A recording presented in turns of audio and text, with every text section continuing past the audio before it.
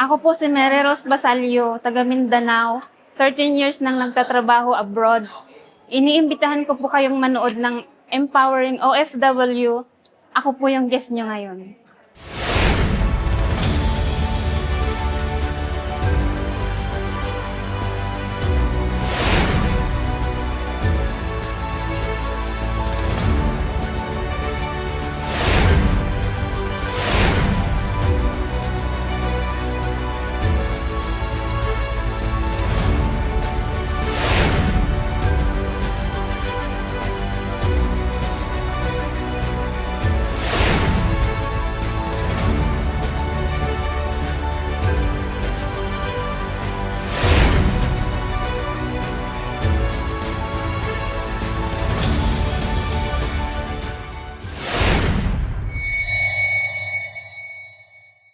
Ma'am Mary Rose, gano'n na po kayo katagal na OFW? 13 years na po ako, Pastor. 13 years. Pero dito lang po sa Hong Kong? Sa Kuwait po yung 2 years, tapos dito na po yung 11 years. Yung 11 years. Pero taga saan po talaga kayo sa Philippines? Sa Sultan Kudarat po, Mindanao. Sultan Kudarat. And 13 years ago, nung nag-decide ka pong mag-abroad, ano po yung pinaka-reason kung bakit po kayo nag-abroad? Para makatulong po sa parents ko po. Saka So sa, that time, gusto mong makatulong sa parents mo. Opo. Ikaw po ba yung parang panganay o hindi naman? Hindi naman. Ilan po kayo? Pang-5. Pang-5 ka po. Pero bakit ikaw yung kailangan tumulong sa parents? Ako po kasi yung parang wala namang magawa sa Pinas. Kasi yung mga kapatid ko, may asawa na yung ate ko. Yung iba naman, wala rin pong mga trabaho. So parang parang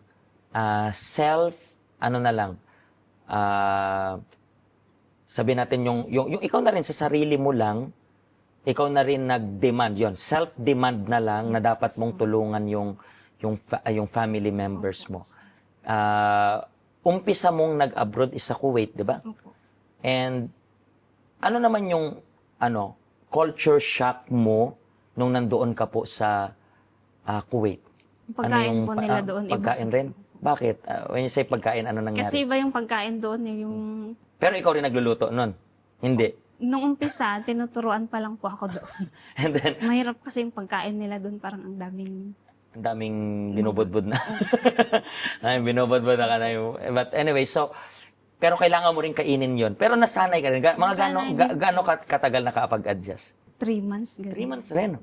Hindi kasi minsan akala nating mga Filipinos kasi iniisip natin, hindi, kaya ko makapag-adjust. Pero kapag nasa actual ka na, doon mo malalaman na nakakamiss rin pala yung pagkain, nakakamiss rin pala yung kultura. Pero kailangan natin maging matatag kasi kailangan natin kaharapin yan.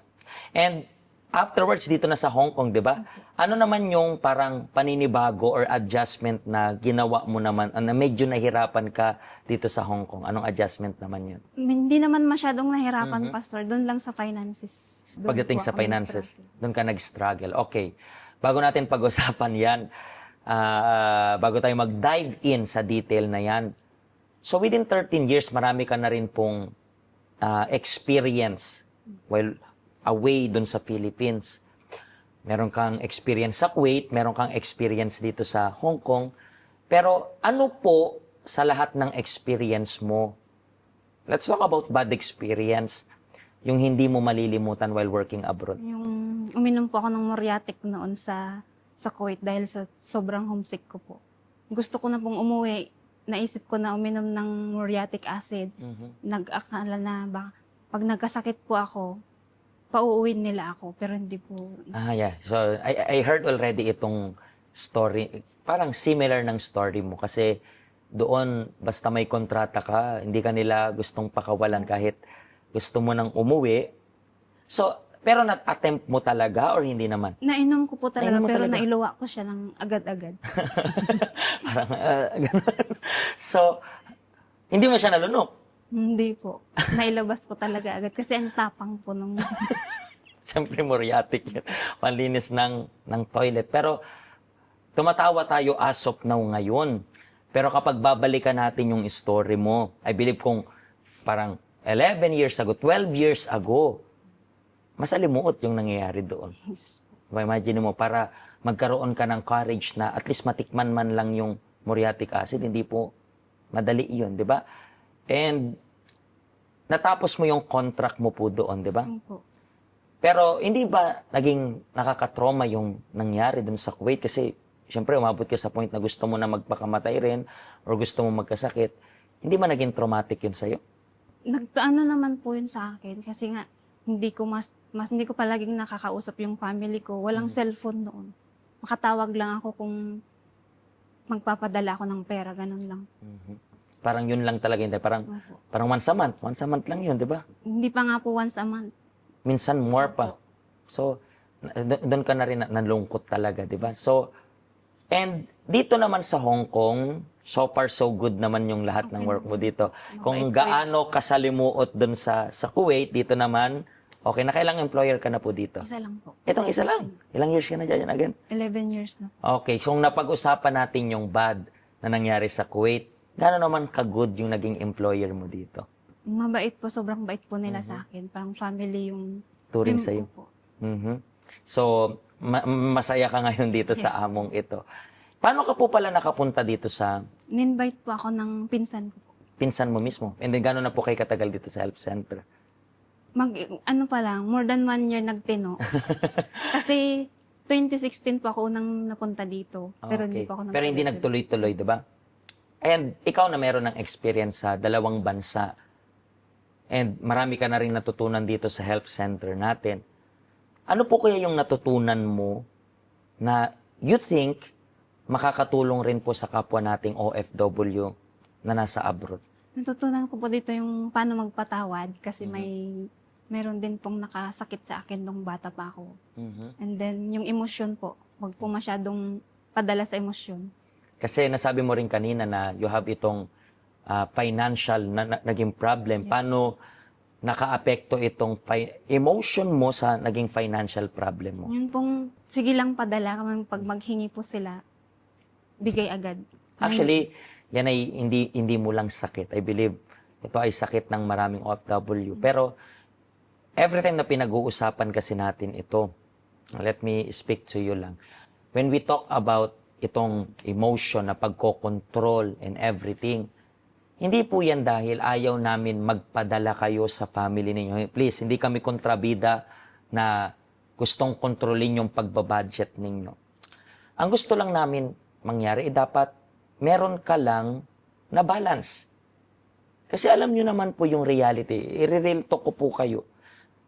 Ang totoo, hindi naman nag-iipon kasi yung family members natin sa Pinas. And then thinking na porket malaki yung pinapadala mo, and then thinking na nakakapag-ipon sila, fine, kung ganyan yung pamilya mo, very good, pero hindi karamihan ng pamilya ganyan. When we talk about pag-iipon, responsibility nyo po yan. Marami pong nagpo-for good, pero hindi naman good yung condition. Bakit? Dahil sa financial na indiscipline. Kung gusto nyo po na makapag-for good, in a good way, at as soon as possible, you have to organize yung finances ninyo. At sa pag-organize ng finances, hindi po dapat ini-involve yung emotion dyan. Yung emotion dapat mong makontrol. Kasi kapag hindi mo makontrol yung emotion yung kokontrol sa'yo. So, dapat maging lesson ito para sa inyo.